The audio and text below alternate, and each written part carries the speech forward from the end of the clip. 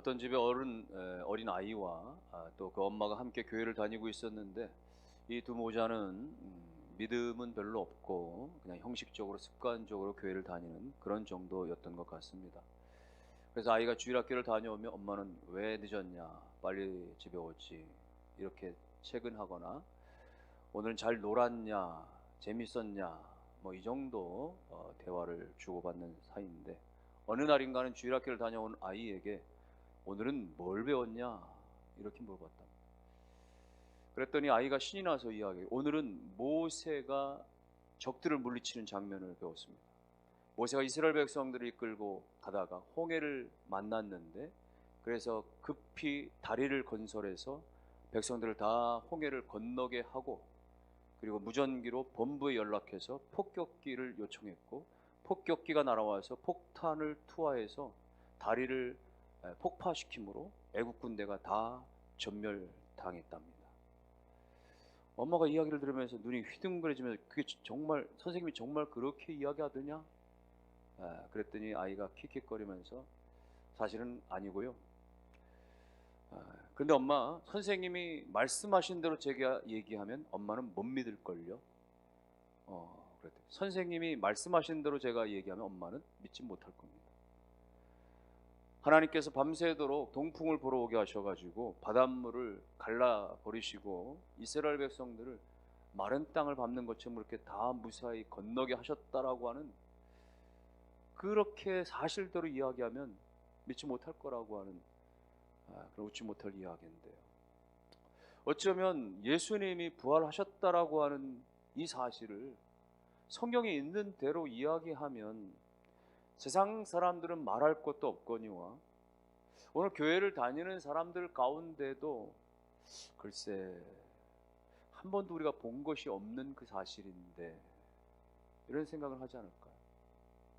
우리가 교회를 다니면서 어떤 경우들은 뭐 시편이나 잠언 이런 말씀들은 너무 듣기 좋고, 또 예수님께서 산상수훈 같이 말씀하신 것들은 내가 그래도 지키려고 애를 수도 있겠으나, 다른 말씀들은 뭐 어지간히 내가 믿을 수 있겠는데, 그런데 말씀으로 천지를 창조하셨다라는 것이나, 혹은 수많은 성경에 죽은 자를 살리시는 것 같은 엄청난 그런 기적과 표적 이사들, 더군다나 예수님이 죽으셨다가 사흘 만에 다시 살아나셨다라고 하는 성경의 기사는 그건 좀 아리송하고, 내가 교회를 다니고 있지만 그것은 그냥 교리로 내가 알고는 있지만, 내 귀로 듣고 그렇게 흘려버리지만, 내가 그것을 믿기에는, 그리고 내가 그것을 말하기에는 조금은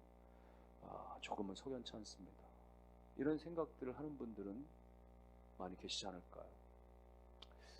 여러분, 우리가 왜 교회를 다니면서도, 왜 신앙생활 하면서도 여전히 무력감이나 무기력함, 삶의 여러 가지 의욕 없음들이 나타나고 있습니까? 왜 우리가 교회를 다니면서도 불구하고 기쁨이 없거나 감사가 없습니까? 왜 우리가 교회를 가는데 마치 도살장에 끌려가는 송아지처럼 어쩔 수 없이 누구 때문에 그렇게 나오는 경향은 있는 것입니까?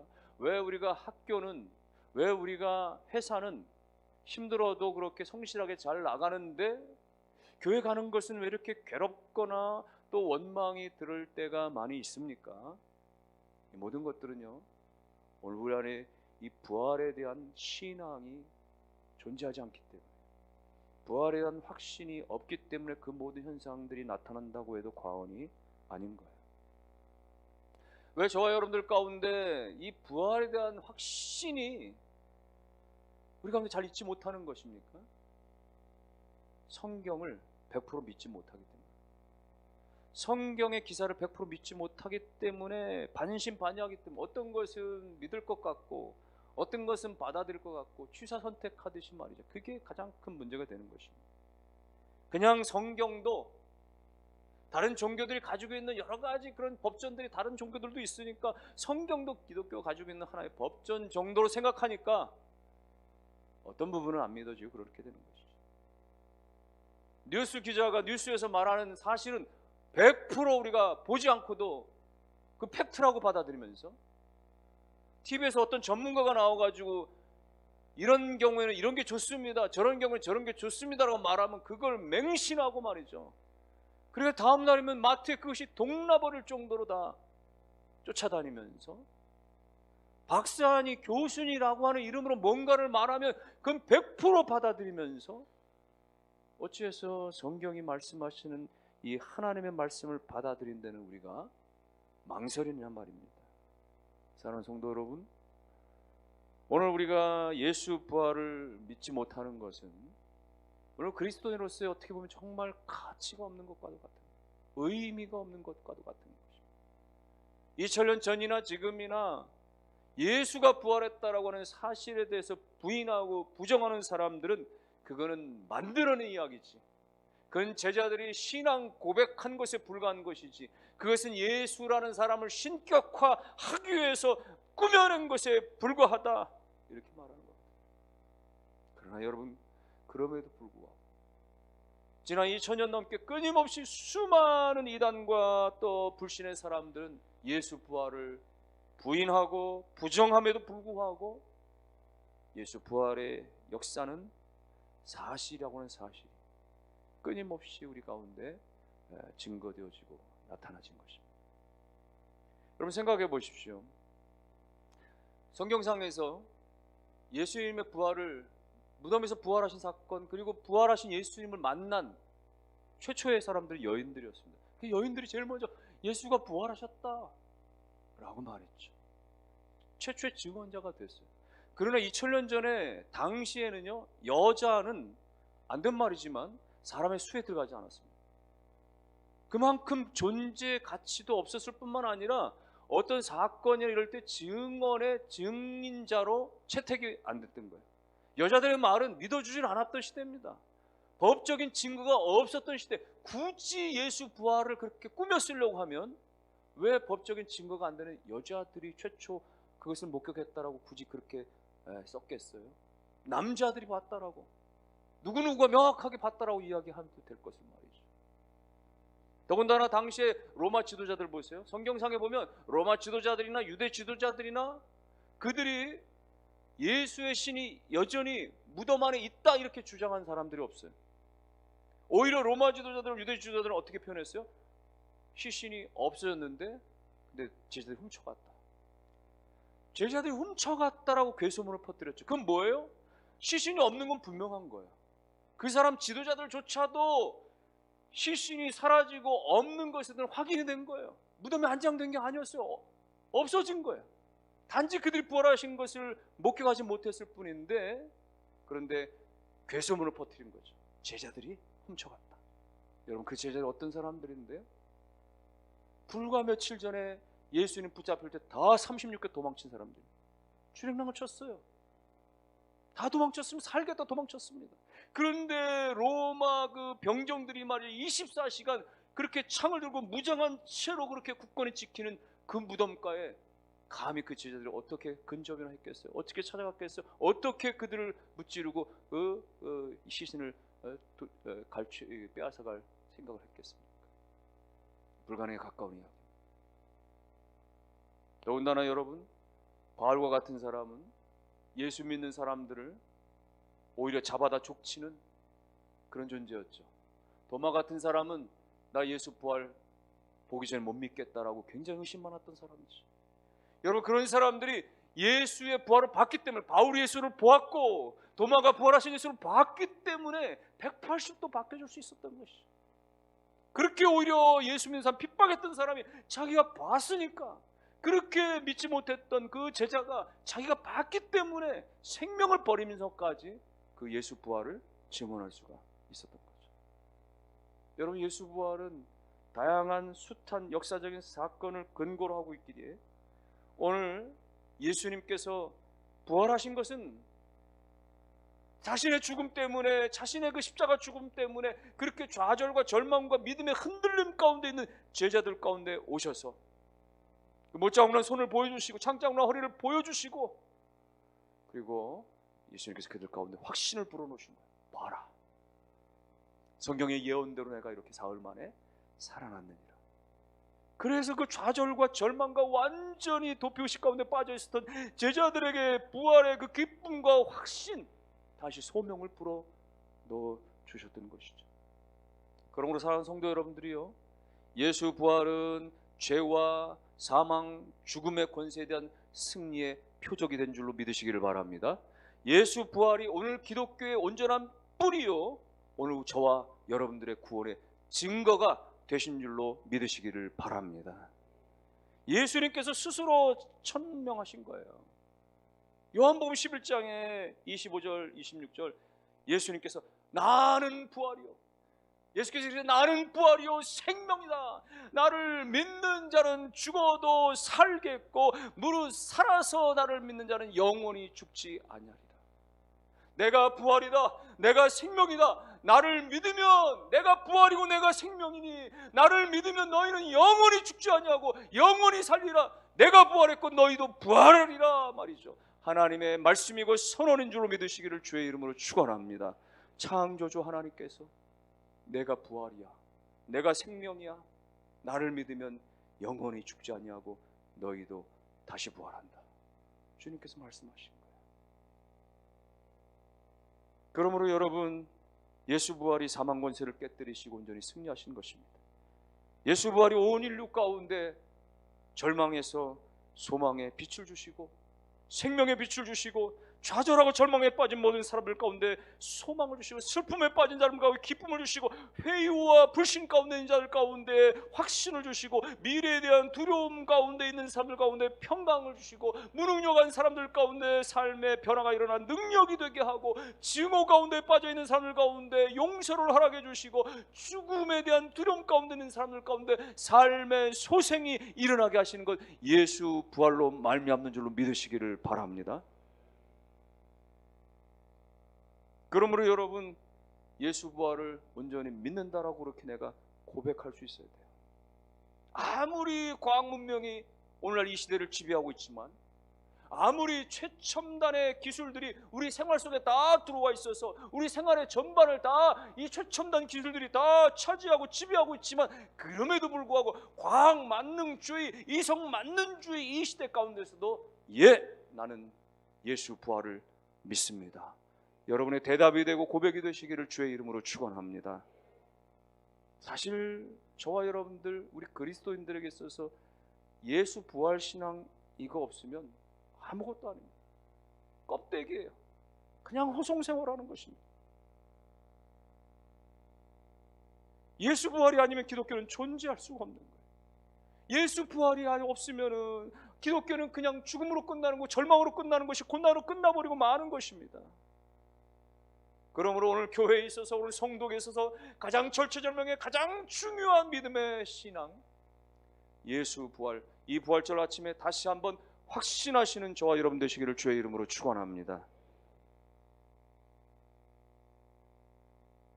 오늘 예수님은 교회의 머리라고 하셨죠. 교회의 머리, 교회의 머리가 되시고, 그리고 우리는 그의 몸이 되어서 예수를 믿는 모든 자들은 주님과 하나의 유기적으로 말이죠. 주님은 우리의 머리가 되시고 우리는 그의 몸이 되어서 하나가 되죠. 교회는 예수 그리스도인 것이에요. 그래서 우리가 예수를 믿는 동시에 교회 안에 있는 것이고, 교회를 통하여 주님 안에서 우리는 신앙의 날마다 성장해 가고 또 자라나게 되는 것이죠. 그러니까 여러분, 무교주의자들이나 말이죠, 혼자 그냥 스크린 앞에 놓고 말이죠, 요즘처럼 말이죠, TV 켜놓고 다른 교회 영상 통해서 내가 오늘 주일 예배 땡 했다 말이, 이거는 신앙도 아니고 아무것도 아닌 것이에요.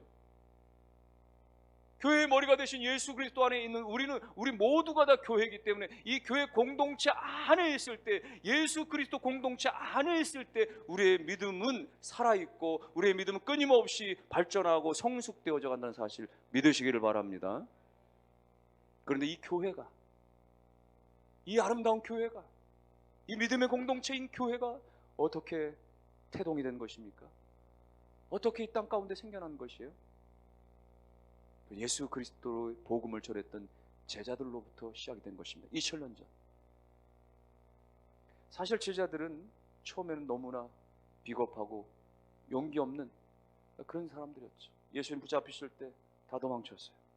그렇게 예수님 근접거리 쫓았던 수제자라고 불려졌던 베드로마저도 그 전에는 말이죠, 내가 주님 절대로 부인하지 않겠습니다, 죽는 자리까지 내가 쫓아가겠습니다, 혼장담했었지만은 예수님 그렇게 신문당하실 때 그 얼마 떨어지지 않는 그 거리에서 말이죠, 나 예수 모른다고 말이죠, 여자 종이 너도 같은 당이 아니냐, 내가 갇히는 걸 봤다고 그렇게 지적할 때 말이죠, 선사를 치면서 말이죠, 저주하면서까지 나 예수 모른다라고 말이죠, 그렇게 부인했던 그 제자였는데 말이죠,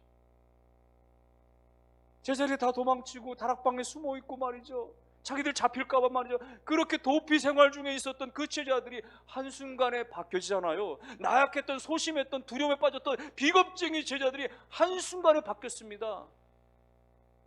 오늘 본문이 그런 내용들을 지금 전하고 있는 거예요. 대제사장 앞에서, 교회 성전의 책임자 앞에서, 사두개인들 앞에서, 종교 지도자 앞에서 사람들이 모인 가운데서 자기들은 지금 붙잡힌 존재인데 말이죠, 복음 전하다 붙잡힌 존재인데 말이죠, 전혀 죽음을 두려워하지 않고 불과 며칠 사이에 이들이 확신 있게 예수를 말하는 거예요. 그들을 붙잡은 자들이 묻는 겁니다. 너희들이 도대체 무슨 권세로 이 복음을 전하느냐, 너희들이 무슨 권한이 있다고, 무슨 누구의 이름으로 이것을 전하느냐라고 그렇게 물을 때 그 제자들은, 베드로는 당당하게 얘기하는 거예요. 너희가 십자가에 못 박아 죽인 그 그리스도를 하나님께서, 너희들이 믿는 하나님께서 그 그리스도를 다시 죽음에서 살려 놓으셨단 말이죠. 당당하게 이야기해요. 여러분, 어떻게 이렇게 불과 몇 날 사이에 이 제자들은 그렇게 도망치고 숨어 살던 그들이 그렇게 한순간에 사람들 앞에서 미친 겁니까? 돌아버린 거예요? 집단적으로 그렇게 된 겁니까? 아닌 거예요. 그들이 그리스도가 부활한 것을 봤기 때문에 그런 것이에요. 십자가에서 찢겨서 그 갈기갈기 찢겨 죽으신, 장에 찔려 죽으신, 물과 피를 다 쏟으시고 현장에서 즉사하신 예수 그리스도가 사흘 만에 다시 살아나신 것을 눈으로 본 거예요. 손으로 만져본 거예요. 봤기 때문에, 목격했기 때문에, 그 사실 때문에 그 복음을 죽음으로써 전할 수 있었던 거죠. 생명으로써 전할 수 있었던 거예요. 사람들이 그들을 잡아다가 매를 때려도 복음을 전하고, 옥에 가두었다가 다시 풀려나면 또 복음을 전하고, 그렇게 끊임없이 죽음의 위기가 끊임없이 온데도 불구하고 복음을 전하고, 12명의 제자들 가운데 1명을 취하고 11명을 다 동서사망에 흩어서 결국은 복음을 전하다가 돌에 맞아 죽고, 칼에 켜서 죽임을 당하고, 껍질이 벗겨 죽임을 당하고, 그렇게 머리가 잘려 죽임을 당하고, 모든 제자는 다 그렇게 마지막까지 자신이 목격한 예수 그리스도, 생명의 부활 예수 그리스도를 증언하다가 죽을 수 있었던 것은 뭡니까? 목격했기 때문에, 자신들이 목격했기 때문에 그런 것입니다. 부활하신 예수 그리스도를 만났기 때문에 그렇게 생명을 걸고 전할 수가 있었던 것입니다. 사랑하는 성도 여러분들이요, 오늘 그 목격한 제자들이 그렇게 전하고 그들의 성령의 감화와 감동 따라서 쓰여진 이 성경의 말씀대로, 오늘 우리는 비록 2000년 전에 그 현장에 있었지는 않았지만, 그러나 그 현장에서 목격한 사람들이 성령의 충만해서 기록한 이 말씀의 이 사실대로 예수 그리스도는 죽으셨다가 사흘 만에 다시 살아나신 것을 온전히 믿으시기를 주의 이름으로 축원합니다. 뿐만 아니라 그분이 부활의 첫 열매가 되셔서 오늘 우리를 다 부활에 이르기를, 예수 그리스도를 믿는 모든 자는 영원히 죽지 않고 영원한 생명 가운데 주님과 함께 거한다는 사실을 온전히 믿으실 수 있기를 주님의 이름으로 축원합니다. 왜 그렇습니까? 부활이야말로 하나님의 능력을, 천지를 창조하신 하나님의 능력을, 인생을 부활시키는 것, 예수 그리스도만 부활시킨 것이 아니라 모든 믿는 자들을 부활시키는 그 하나님의 천지 창조의 그 최고의 능력을 가장 아름답게, 가장 최고치로 보여줄 수 있는 것이 바로 인생을 부활시키는 것이기 때문에 부활이 능력인 것입니다. 오늘 부활은 사망의 권세를 쥐고, 악한 마귀사들이 너희들은 죽으면 끝이지, 죽으면 끝이지, 죽으면 다 끝이야, 사망의 권세를 쥐고 위협하는 사단의 그 세력에 대해서 완전한 최후의 승리가 바로 부활이 되기 때문에, 오늘 그 부활 사실이 오늘 우리 가운데 절망과 좌절과 낙심 가운데 모든 사람들 가운데 유일한 영원한 소망을 불러일으키기 때문에, 여러분이요, 예수 그리스도의 부활을 온전히 믿으시고 그분과 함께 우리가 다시 산다는 사실을 온전히 붙드실 수 있기를 주님의 이름으로 축원합니다. 그래서 부활을 믿지 못하고 내세를 믿지 못하는 사람들은 뭐예요? 육체가 다라고 생각하는 거예요. 인생이 다라고 생각하는 거예요. 그래서 마지막 죽으면 끝이라고 생각하고 내가 가는 마지막 무덤이 다라고 생각을 하는 거죠. 그래서 사람들은 마지막에 무덤에 그렇게 말이죠, 집중하는 거예요. 요즘은 뭐 화장도 많이 하고 다 납골당 위주로 하지만 말이죠, 여전히 이 뭐 봉분이나 무덤 이런 걸 찾는 사람들은 양지 바른 언덕에 말이죠, 명당이라고 그런 데를 찾지 않습니까? 거기다가 더군다나 그 무덤에 들어가는 그 시신의 그 덧입히는 그 말이죠, 수의 한 벌을 말이죠, 남녘포라고 하는 삼배 수의 한 벌 가격은 1,500만 원, 안동포는 2천만 원, 강원사는 2,500만 원 한 벌에 말이죠. 어디선가에서는 그 안동포에다 금가루를 덧입히면 그 수의 한 벌에 1억 원이 호가된다고 이야기하는 거예요. 황금색 수의를 입히면 나중에 말이죠, 그 시신이 그 유골이 말이죠, 황금색으로 바뀌어진다라고 그렇게 생각하기 때문에 그러는 것이죠. 용인에 있는 어떤 VIP 말이죠, 최고급 납골당에는 말이죠, 안치 비용이, 그 한국 안치 비용이 3천만 원에 이른다는 것입니다. 그 가로세로 말이죠, 한 자치도 안 되는 그 작은 공간 하나 분양받는데 3천만 원이라는 거예요. 여러분, 내세가 없으니까, 부활이 그들 가운데 없으니까 그냥 내가 마지막 묻힐 그 작은 자리 하나, 그 무덤이 다라고 생각하는 거예요. 그들의 인생의 전부는 마지막은 그것에 불과하기 때문에 거기에 올인할 수밖에 없는 것이죠. 그러나 오늘 저와 여러분들은 예수 그리스도의 부활을 믿고 예수를 믿는 우리 모두가 다 영원한 생명, 영원한 부활을 믿기에 하나님과 함께 영원히 거할 줄로 믿으시기를 주의 이름으로 축원합니다. 그러기에 그 믿음 때문에 이 세상에 어떤 집채만한 그런 환난과 어려움이 있다고 할지라도 우리는 영원한 생명을 가지고 살아가는 존재이기 때문에 이 세상의 모든 환난과 역경을 넉넉히 대항하고 넉넉히 이겨내고 넉넉히 극복하고 넉넉히 승리하는 축복된 인생을 믿으시기를 주의 이름으로 축원합니다. 사랑하는 성도 여러분들이요, 누가 그런 말 했습니까? 우리가 돈이 없지 가오가 없냐? 네? 여러분요, 우리가 돈이 없을지 모르지만은 그러나 믿음이 없진 않지 않습니까? 우리에게 믿음은 있지 않습니까? 여러분요, 돈이 좀 더 있으면 좋을지 모르겠죠. 그러나 돈은 없어도 그런 대로 살 수 있는 거예요. 건강이 좋으면 좋겠죠. 그러나 때로는 건강이 좀 모자라거나 내가 어떤 질병이 있어도 그런 대로 살 수 있는 겁니다. 여러분, 명예도 권세도 다 마찬가지야. 그러나 오늘 우리 가운데 믿음이 없으면 껍데기입니다. 믿음이 없으면 아무것도 아닌 거예요. 믿음이 세상을 이기고 믿음이 영원한 생명으로 나아가는 유일한 길이 되어지는 것입니다. 예수 그리스도의 부활, 세상은 부인하죠, 믿지 않죠. 그러나 성경, 창조의 성경, 변함이 없는 성경, 이 성경이 말씀하신 대로 예수 부활 나의 신앙 고백, 나도 주님과 함께 영원히 삽니다. 그 신앙의 고백 가운데 이 세상을 넉넉히 이기며 하나님 앞에 영광 돌리며 살아가는 우리 모두가 되시기를 주의 이름으로 축원합니다.